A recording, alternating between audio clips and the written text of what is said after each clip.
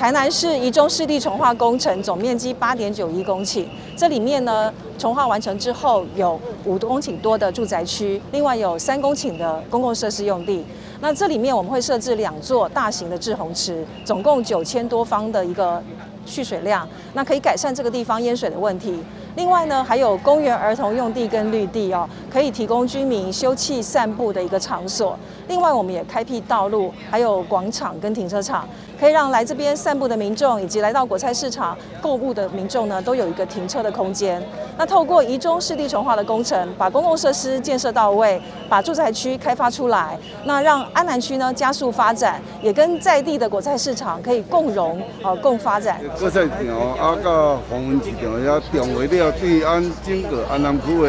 的交通啊建设啊非常的好啊。有重围就是安尼路会感觉较整齐啊。对地方的帮助就足大，很大，啊嘛感谢咱的政府，咱的政府当来遮甲阮做这规划时啊，阮遮地区会当更较发展安尼。掌握施政3分钟，台南进步向前冲。我们公办的市地重划展现了很高的效率了哈。你可以看我们这个重划开始动工到完工，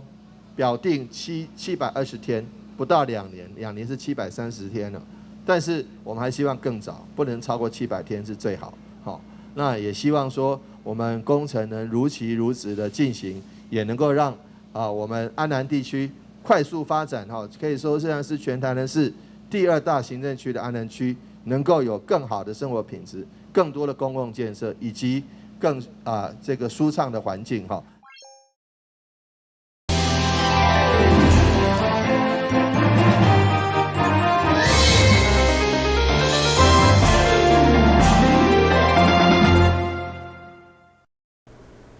大家好，我是陈碧纯，欢迎收看12月9号礼拜5的中嘉台南地方新闻。副总统赖清德8号向蔡英文总统表达要竞选民进党主席。9号下晡，台南市会民进党团跨界议员也共同召开记者会，全力支持赖清德。除了肯定伊担任市长的时阵，为台南拍下真好的基础以外，也相信赖清德一定会当带领民进党走向更加好的未来。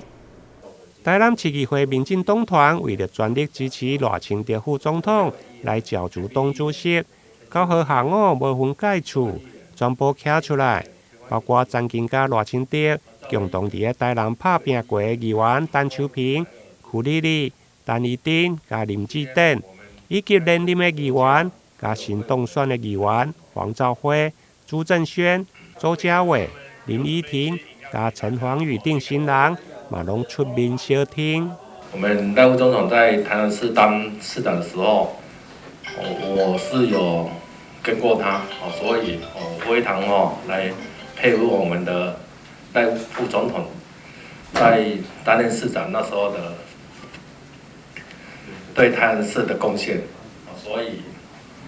我本人一定是全力支持我们赖副总统竞选党主席能高票当选。支持我们的赖清德来竞选我们的党主席，看到的是我们台南市在赖清德市长时任的时候，许多的重大建设都让我们市民历历在目。那我们更期待更多的委员以及更多的这个民进党的所有的这个党公职都非常的支持我们的赖清德来角逐这样的党主席的工作。那我们更期待未来有他的带领之下，可以让我们台南市，让我们整体国家的防御安全以及整体的国家的党派的这个民进党的动向，能够更往良善的方向来去走。会中民进党团除了肯定赖清德就担任市长时，对看见未来到大步向前，为台南拍下深厚的基础，相信嘛会带领民进党走向更较好的未来。看见未来大步向前，赖清德加油！看见未来大步向前，赖清德加油！台南新闻林根采访报道。由全国建设开发公司所主办的第2届全国杯国小艺术棒球锦标赛热烈开打。高和伫亚太国际棒球训练中心的主球场举行开幕典礼，由台南市副市长戴谦担任开球的嘉宾。来自台南市无同国小的棒球队组织伫亚太国际棒球训练中心，这是由台南市环国建设开发公司主办的第2届环国杯国小棒球锦标赛，高和透早特别举行开幕典礼。举办这项活动的一个赛事的精神，最主要除了能落实我们台南的基础少棒外，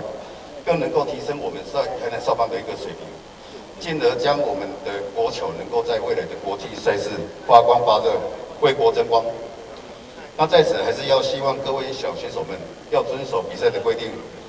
比赛的结果虽然是很重要，但展现运动家的精神更为重要。选手伫环国建设开发公司董事长陈国祥以及这位贵宾的见证之下，完成宣誓仪式，并由台南市副市长戴谦担任开球嘉宾。副市长蒂书时是感谢大家对校棒的支持。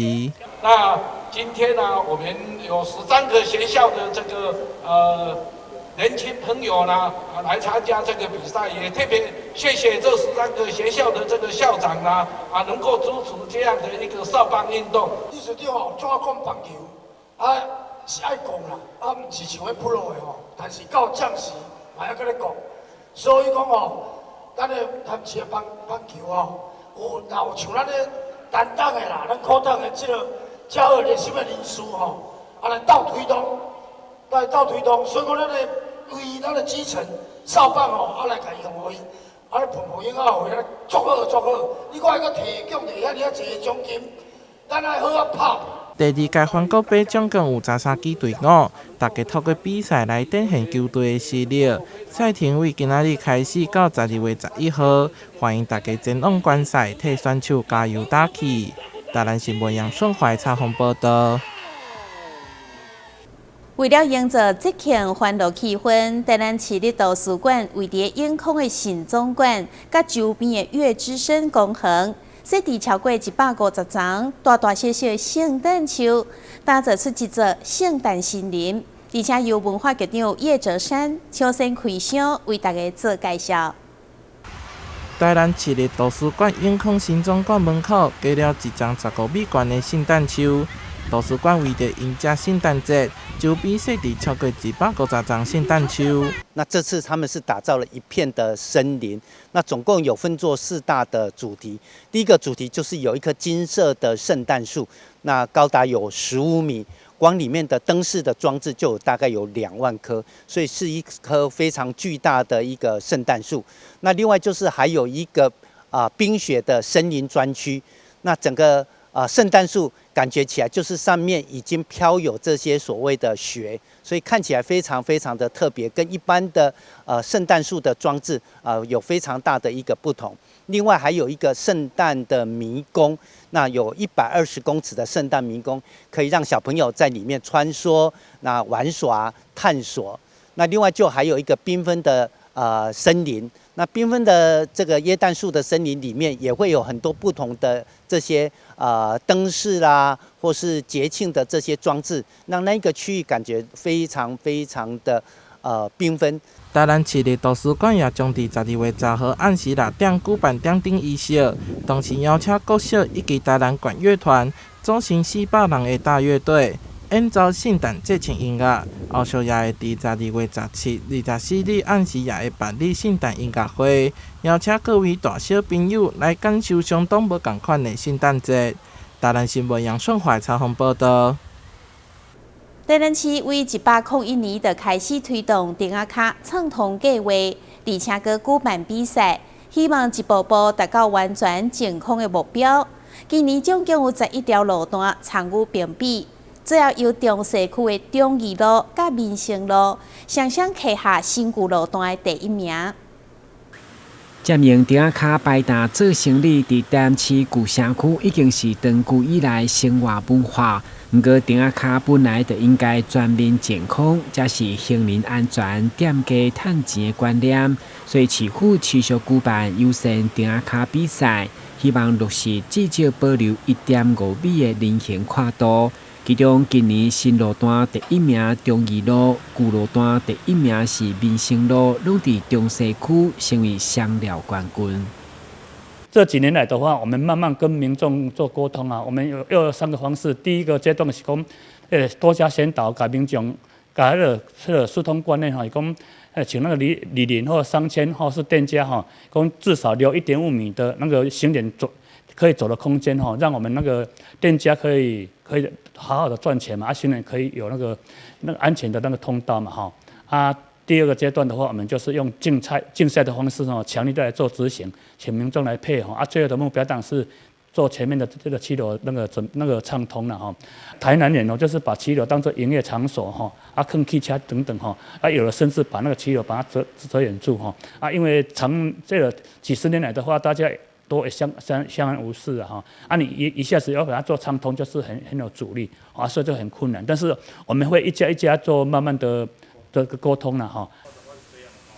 自第一档的参与优先顶下卡比赛现任南美里长，因为坚持这款的政策，甚至向当时热市长建言，应该不只是顶下卡健康、整备改善才是重点，所以嘛坦诚推动过程有真大阻力，就是一户一户沟通，和店家形成共识，看见改善的效果。刚开始大家阻力是蛮大的啦，但是这双向式的，因为伊一定有甲7路畅通的概念一定讲出来，就是你只要留1.5米，头前你嘛是共款当做生意。阮并毋是讲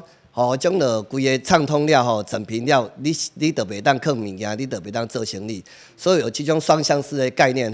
甲店家来沟通。当阵嘛甲讲你其实你若做了好你的生意颠倒会较好。将了是大人啊，遐轮椅的啦，一寡老弱妇孺。反而会更好。他们来这边的话，会觉得说，这边的7路蛮友善的，印象好，因主人就来遮消费。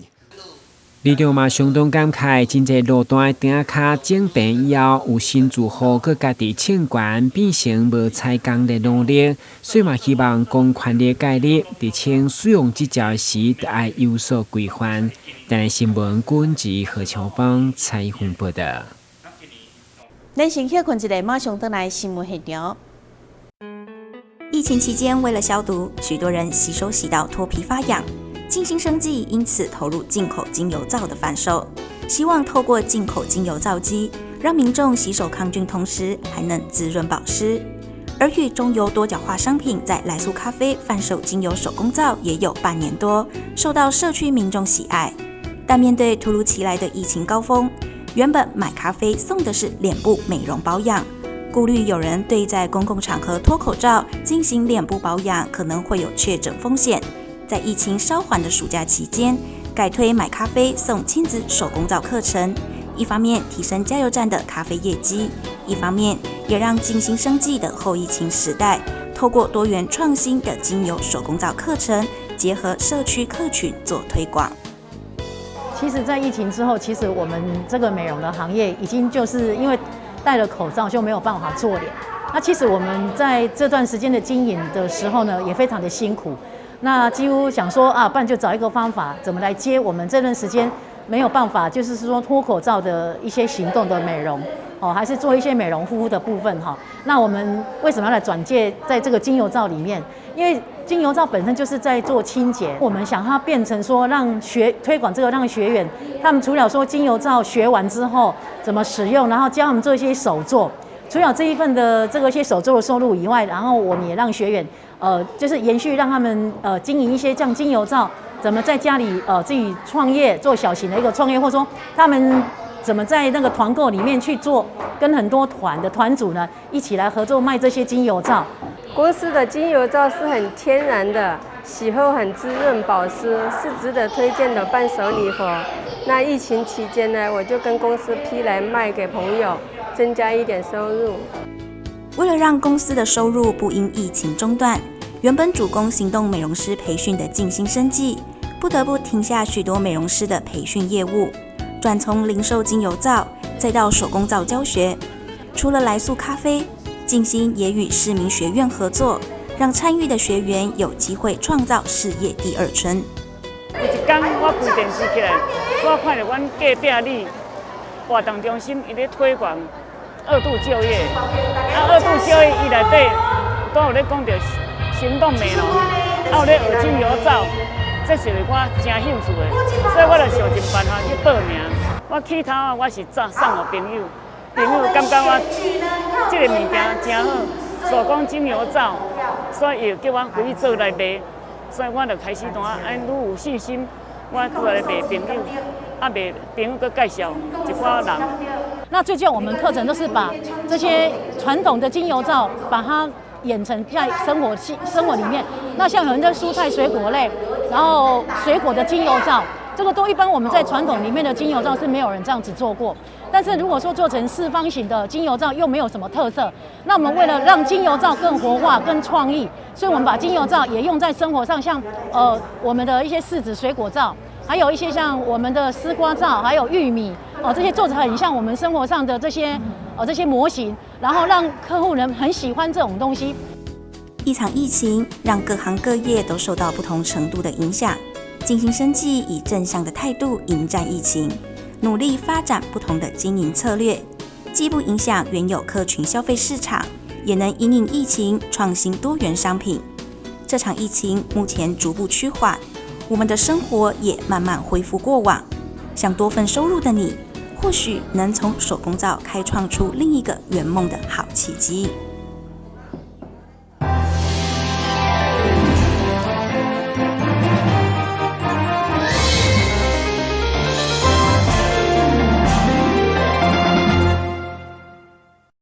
台湾手表天坛抱着处之社会、用于社会精神，长期做公益。9号特别颁发自强号岁末送暖慰问金，今年通过审核得到补助的总共有736人，每人6000块。由市长黄伟哲甲天坛董事会共同来颁奖。为关怀弱势族群，台湾手表天坛对民国91年发放自强号的慰问金，到今年已经迈入第20档，受助甲关怀的人数超过1万人。上午特别颁发今年度的慰问金，包括市长黄伟哲、社会局甲民政局长、民意代表甲天坛董事会成员拢出席。市长嘛特别感谢天坛董事会的热心公益。今天非常高兴哈，我们来共同见证，天坛对于岁末年终的一个社会慈善活动。今天总共赞助了736位比较困难的一些市民朋友们。总共赞助的金额是441万，这么多的人照顾这么多的人，然后付出这么多的一个金钱，其实是希望让社会更祥和，让生活比较困境的朋友们都能得到帮助，能够过得好年。那除了岁末之外，天坛都有赞助这个奖学金，庆航奖学金。所以说天坛的善行义举，让我们见证了这个社会有爱，台南是一个有爱的城市，也天坛的钱都来自十方信众但是他们都能够妥善运用来帮助十方的弱势，因此感谢天坛，也感谢所有的热心的市民朋友们，真的是让我们台南市倍感温馨。我们也非常感谢，就是说我们的市长黄伟哲市长特地来天坛来颁发有关就是岁末的一些的朋友的一些的慰问金。那我秉着天坛的一贯的精神，我们还会继续的努力，帮助我们的台南市政府，就是做一个非常有亮丽，而且非常好的、非常有好的观光景点的都市。至于公平原则，每年慰问金的审查作业，拢是委托中华日报报社来代为办理。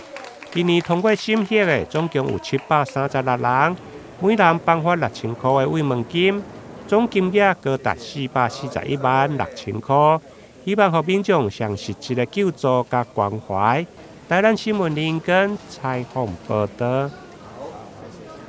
台南市政府结合民间不动产经济人工会，做伙成立产业投资目标供应需求媒合平台系统。希望透过公私协力的服务，吸引厂商进驻台南市投资，也将旱地的土地活化再利用。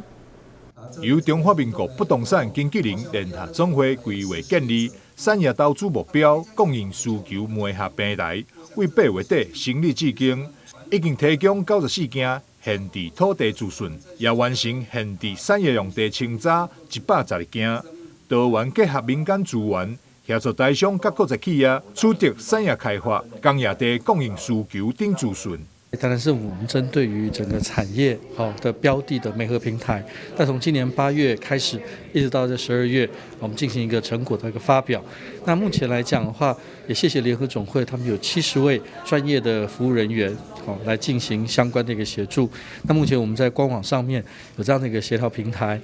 总共有参与有40家不同的不动产相关中介的同业，那也提供了上万笔的土地。